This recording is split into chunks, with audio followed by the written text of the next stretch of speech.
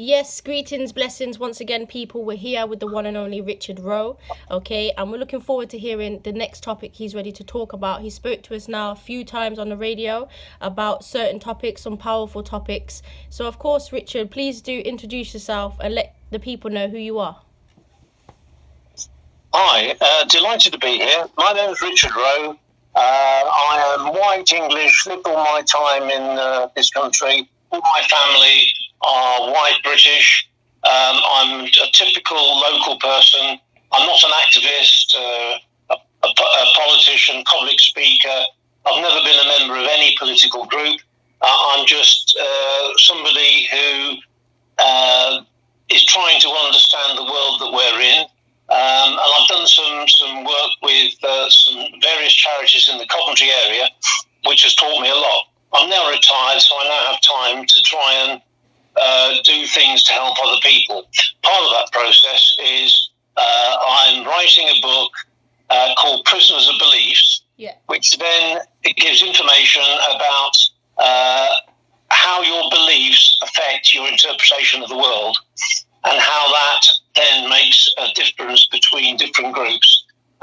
So Prisoners of Beliefs, the first section, there are two stories I'd like to tell, which are from the book. Yeah. One is a Polish guy called Lek, and he lives in a shared house with various other people, mostly from Eastern Europe, and the only friend he really gets on is Rizard, who's also from Poland. Rizard is Richard in Polish. Okay. Lek had a good job in Poland, and the factory closed. He couldn't support his family, so he's left his family and he's come over to this country, and he's struggling to make ends meet. Rizard has left his girlfriend over there and is in a similar boat.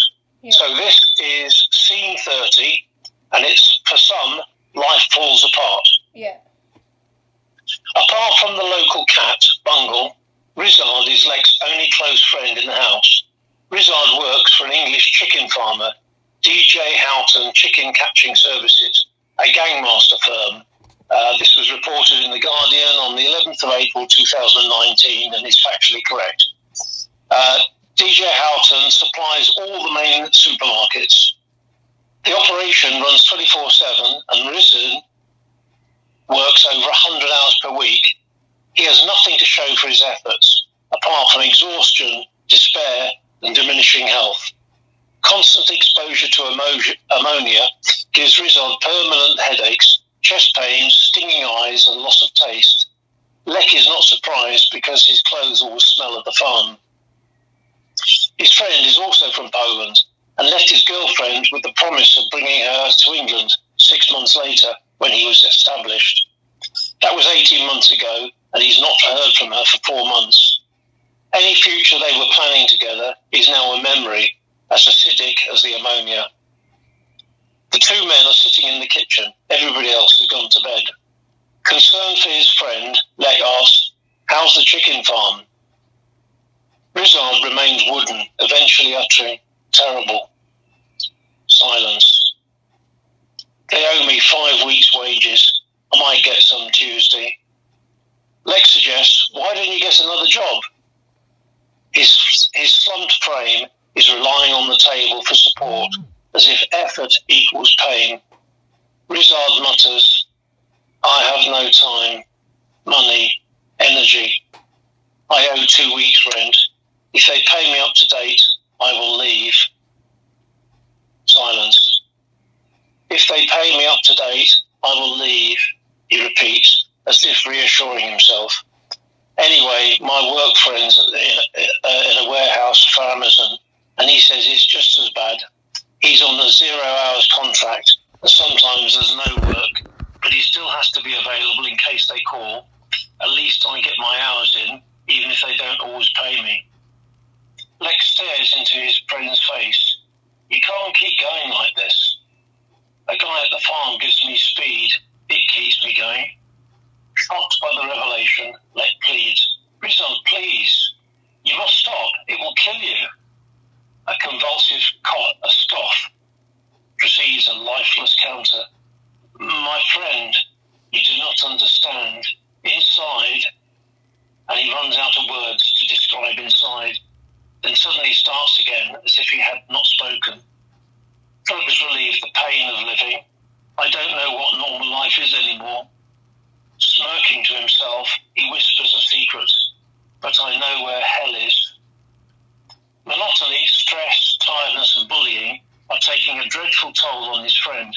Rizard is a lost soul in the crowd, living in the shadows, becoming ever more frightened of the light. Evident to any casual observer, he is cutting the last threads to his sanity and humanity, a flawed hero in a slow-motion disaster movie, hurtling towards oblivion. This surreal existence, where happiness is unattainable, has become his new life, a retreat from an uncaring world where savage injustices are meted out by a faceless system. Now a chameleon, he is becoming the shadow, condemned to endure this foul refuge as it accompanies him to his end. Many in England lose control and find escape into self-destruction, the inevitable outcome. In Poland, people were poor, but without alternatives, it was accepted and tolerated. Only in this coveted destination of England were hopes raised and dashed, making failure more crushing, with social disdain the only reward. Even returning home is not seen as an option. For many cut off from their family and friends, they do not blame society for their failure, but themselves, and rather than staring misery in the face every hour, they retreat into blank anonymity. Leck reflects on how, in an apparent free society, open market forces result in a permanent underclass of low-paid workers, not only foreigners, desperately trying to hold their lives together in an unfulfilled search for happiness. At the same time, consumerism is benefiting the majority and big business is making huge profits. Consumerism sounds like a dirty word, the engine that powers economic inequality, creating huge markets for those with power and money, and all in the name of democratic choice. Everyone knows that this is exploitation, yet nobody does anything. There's an implied contract, not written anywhere, but for the privilege of being tolerated, they sacrifice their rights as human beings. And if employers operate illegally, as long as it doesn't impact on the majority, then it's not sufficiently important to take action to protect the vulnerable. Anyway, it makes things cheap. This same majority can relieve their guilt by simultaneously being shocked at the occasional report of employers who are caught and stories of the suffering of the odd individual. In this land of opportunity, for some, the glass ceiling is so low you cannot stand up. In this other world, survival is barely possible. Leck wishes he had words that could move these mountains, but he has none. Rizard is imploding into a twisted version of the person who bounded off the coach at Victoria Coach Station, a bright, fresh-faced, joyous youth with the skin of a Polish prince and eyes that could see the future, and it was good. One of nature's creations, so bright it was a delight to bask in the sunshine of his optimism. How could so much thirst for life come to this? Like most men, Rizard had been cared for as a child and never grew out of the habit. He had offered himself in good faith and found he was unrequired. His boundless enthusiasm had been based on hope and inexperience. Now experience had crushed hope, leaving the victim screaming in silence. Was this Edvard Munch's vision when he painted The Screen? Remorselessly, agonizingly, pitifully, his friend's dreams, dignity, and identity are draining away, drip by drip, to be replaced by nothingness. 2 weeks later, Rizard cannot get out of bed. He loses his job and lodgings and arrives drunk at the Salvation Army, where he's refused entry and ends up on the street. Sleeping wherever, he quickly discovers a new circle of streetwise friends who know when and where occasional free meals are available, the location of sheltered doorways and places to avoid to achieve invisibility. These days, Leck rarely sees Rizard. Driven exclusively by the need to lose himself, he's sustained and imprisoned by drink and drugs. The two friends meet for the last time in a cafe. Leck is shocked at how frail, ashen, and old his friend looks. Shabby clothes smelling of street life, stained teeth, dirt lines on his face, and dead eyes that could have been on a fishmonger's slab, broadcast a story that need no words. Diminished and discarded, Rizard fumbles in his breast pocket and pulls out the last remaining treasure, a worn photo of his girlfriend. He strokes the image with his grubby thumb for whatever comfort it can provide. The photo, like him, is almost unrecognisable, damaged beyond repair by English grime, but is still a cherished memory of what might have been. The lack of control over his life now extends to his body, as disobedient fingers trail 4 spoons of sugar from bowl to cup. To conceal his inner emptiness, Rizard avoids eye contact, offering only occasional fleeting glances in Lek's direction. Talk is introspective, strained and intermittent. Responses are empty, hollow, spiritless. Mumbled stutterings render sentences over-ambitious. The silence articulates a void between them that cannot be crossed, and is only broken by Lek rummaging through the scattered thoughts to recall events and conversations from happier days. But these are now irrelevant, an unkind reminder of what Rizard no longer has. Remembering the pleasure Rizard got from anything Polish, particularly jokes, Lek tries to recall some from his childhood. I heard they closed the zoo at Warsaw. The duck died. A nod of the head acknowledges that it has been received. Lek tries again. You remember the guy, Jacob, who shares my room and keeps looking for my money? I found a new place to hide it. Silence. Under the soap? No response. Both are trapped in this horror movie, isolated by events in a scene with no dramas, just passive observers witnessing the inevitable conclusion play out in a quiet English cafe. Lek knows how the film ends, but as the audience he's powerless to alter the script. Now his friend's only ambition stretches to the next disconnect from the world. Lek senses that Rizard's mind accepts that there is no escape, but cannot be bothered to tell his body. The 2 men go to the supermarket, where Lek buys his friend a sandwich and some milk for £3.75, including the carrier bag. As they leave, the 2 stand together, but alone on the street corner, and offer a ritualised man hug. Tension suffocates breath as they each hold the other tightly for several seconds, knowing that when their grip relaxes, Lek will be complicit in releasing this life to its fate. Neither speak in silent acceptance that there are no plans. Any pretense would be a lie, the final capitulation. Drifting back to the shared house, Lek realises that this inconspicuous moment conceals an earthquake that has engulfed his life, and yesterday's normalities cannot be restored.